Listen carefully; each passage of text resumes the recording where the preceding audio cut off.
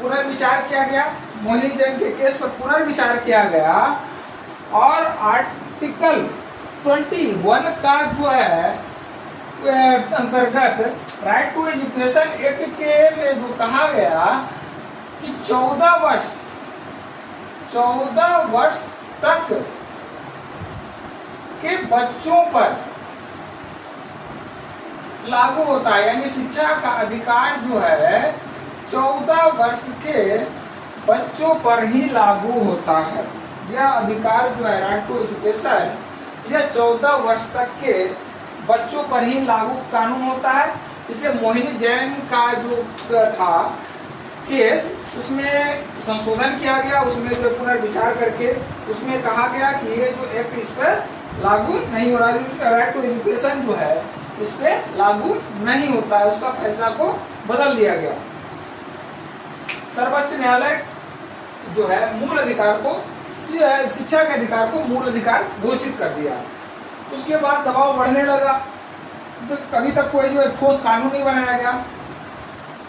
2002 में एक संविधान संशोधन आया, 2002 में एक संविधान संशोधन आया, बहुत इंपॉर्टेंट था।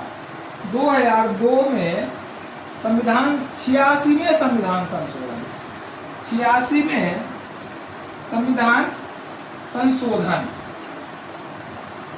86वें संविधान संशोधन आया। इसमें जो है आर्टिकल 21 का जोड़ा गया, आर्टिकल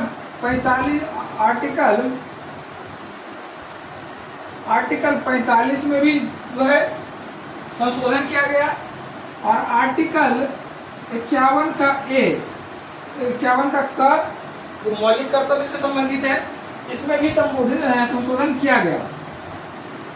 इसमें एक आर्टिकल 21 में कहा गया कि 6 से 14 वर्ष तक के बच्चों को शिक्षा का अधिकार, राइट टू एजुकेशन, शिक्षा का अधिकार मूल अधिकार है। 6 से 14 वर्ष तक के बच्चों को जो शिक्षा का अधिकार है, मूल अधिकार है, जिसे निःशुल्क व अनिवार्य रूप से राज्य सरकार द्वारा मुहैया कराया